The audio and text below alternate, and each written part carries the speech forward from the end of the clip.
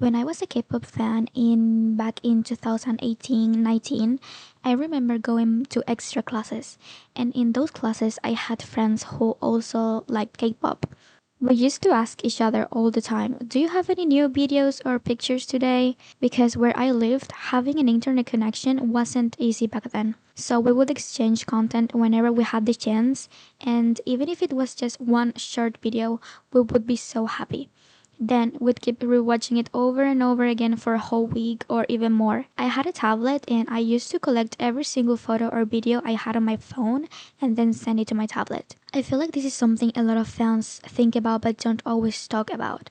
And it's why older fandom eras feel so different when we look back on them. I don't even think it's because things were necessarily better back then. I think the whole experience just felt a lot simpler. Before everything became so fast and constantly online, there was a lot more waiting involved. You would wait for comebacks, wait for new pictures, and honestly, anticipation made everything feel way more exciting. Nowadays, we get so much more content, which is great, but sometimes it feels like everything moves so quickly that you barely have time to fully enjoy one thing before the next thing shows up. There's always another update and another post, and it's like there's this constant stream of content that never really stops. I also think fandom spaces felt more personal back then. People found things through YouTube videos, Twitter threads, and smaller communities. You had to actively look for content and talk to other fans if you wanted to find things. Because of that, the connections felt more genuine and in a way.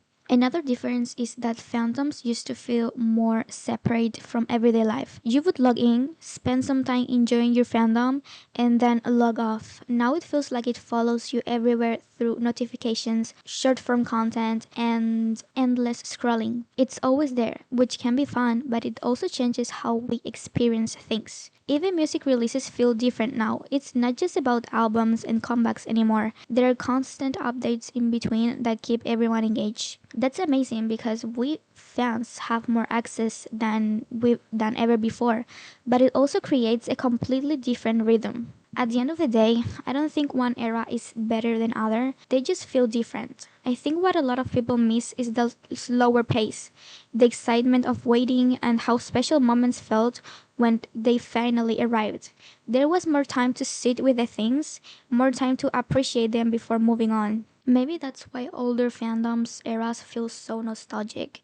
They remind people of a time when everything felt a little slower, a little quieter, and a little less overwhelming, even though the current era has its own positives too, like being able to connect with fans all over the world and having so much content available whenever you want it. And don't get me wrong, I love the access we have to them right now. I'm just trying to figure out why those of us who experienced K-pop back then constantly miss it. And honestly, I can think of two possible answers. Either we were just younger or K-pop felt less overwhelming back then. Maybe it's both, not gonna lie. I think we also tend to connect it with our own life path. I mean, if you liked your life at that moment and really enjoyed listening to K-pop, of course you're gonna miss it. That doesn't mean there aren't people who have experienced both eras and still prefer this one right now, which is also valid. We can like whatever we want. But yeah, this is a sensitive topic for me because I think about it more than I like to admit. Maybe I also miss just having real life friends to share my excitement with and people I could talk